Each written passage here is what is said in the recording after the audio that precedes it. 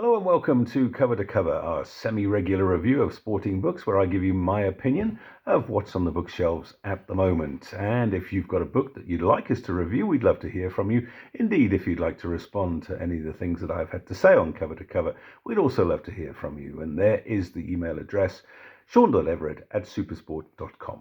Right, let's get on to today's book, and it is this one, Portrait of Rugby by Vessel Oosthuizen. And as you can see, it comes in a display case, and this book was properly made. You'll see the binding there, and this is something from the olden days when books were properly put together. It's wrapped in leather. It's available from the author, and during the course of the review we'll be putting up the details of how you can get your copy from Vessel Oosthuizen. And let me say right up front, it's worth every penny you would like to invest. Now, you might not know the name of Vessel Oosthuizen, but you will certainly know his images, because Vessel's one of the most decorated photographers that this country has ever produced. He's been travelling around South Africa and the world to bring those images to you for the last half century. And rather like the person who was born in 1900 and who saw horse-drawn carts morph into man walking on the moon, Vessel's career has seen that bridge between old-fashioned film and digitalization. Now, when Vessel began at the end of the 1950s, if you were a photographer, you worked on film, and that required developing in chemical solutions. And typically a sports photographer at, say, a Springbok test match would snap away for the first 10 minutes, and then he would rush off. Now, if he was lucky, the dark room where he developed his film would be at the stadium. If he was unlucky, it might be a taxi ride away. And having developed it, he would then have a look at the negatives, find the one image that he felt really conveyed the test match in all its glory. Then it would be transferred to a drum and sent line by line to the newspaper. And if there was time after that, then the photographer would run back onto the field and snap away and perhaps get the last 10 minutes of the game. Now, contrast that to today, where everything is digital. You can take your pictures on the side of the field, you can look at them on your viewfinder, you can email straight from the side of the field to your office, and you never miss a moment. So that really is the difference. And of course, when technology makes everyone an eyewitness, simple reportage won't do anymore. So photographers have to up their game and take us to where the TV cameras can't go. Well, the title, Portrait of Rugby, makes the link to works of art. And that's what we're dealing with in this magnificent collection of images, the organizing eye of the master photographer. If you ever sit down and talk to professional photographers, they'll all tell you the same story. I had much better images, but the picture editor doesn't know what he's doing. Or, why did they crop it there? The story is in the bit that they cut out. The bottom line is that photographers are always at the mercy of the person above them in the chain that ends in publication. So the beauty of this self-published book is that all the decisions have been made by the author, and as a result, virtually every page has a memorable image, from Nelson Mandela walking onto the field at the 1995 World Cup final, the two barefoot 8-year-olds celebrating a try for their team, or Osturant crying because Free State have won the Currie Cup. Vessel was there at virtually every significant moment in South African rugby since 1960.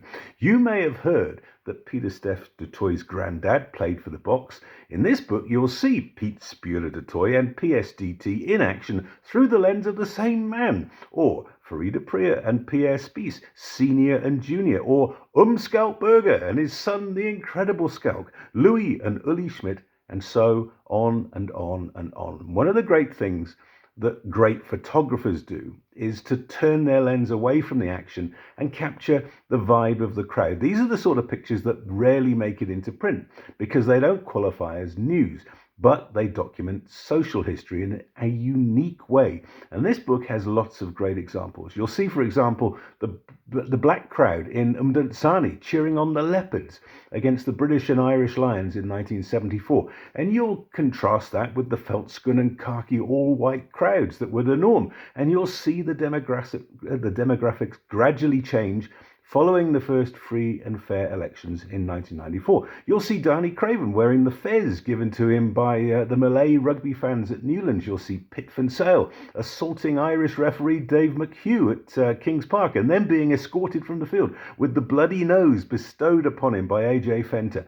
You'll see images from the 1972 Currie Cup final played at Pambrink Stadium, when against all odds Eastern Transvaal, the Falker as they are today, almost reached the pinnacle of the local game, eventually succumbing to Gerald the Boot Bosch as Transvaal won 25-19.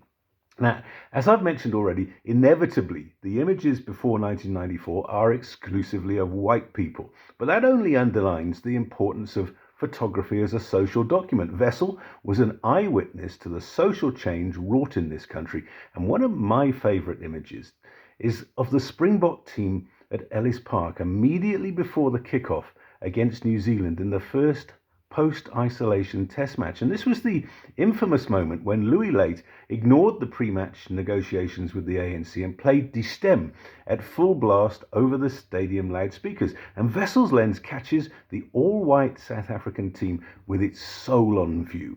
A few stand proudly erect, but Robert de Preer has his hands behind his back as he stares into the middle distance. Peter Hendricks makes it if to walk away. And the late, great James Small, hands on hips, looks at the ground, apparently hoping that it will swallow him up. We've become used to watching our players proudly declaiming the anthem, chests out, chins up, hands on hearts, but there's none of that here, and it's one of the many reasons why you should buy this book. Being the gentleman that he is, Wessel ends with a roll call of his peers, the photographers that he admires, and a selection of their images. Jan Hammond's image of an airborne Bobby Skinstad scoring against the All Blacks is a beauty, and Anne Lang's close-up of a grinning Willie Mayer covered in Loftus mud should be above the entrance of a rugby museum. So in summation, this is a coffee table book in the best sense of the term. It's something you keep available to pick up and thumb through and help put a smile on your dial. As the summation of one man's career, it is simply glorious, and I give it a proud 9 out of 10. They do say that a picture is worth 1,000 words, and if that's true, then there are about 3 million reasons for you to buy this book. Thanks for watching. See you again soon.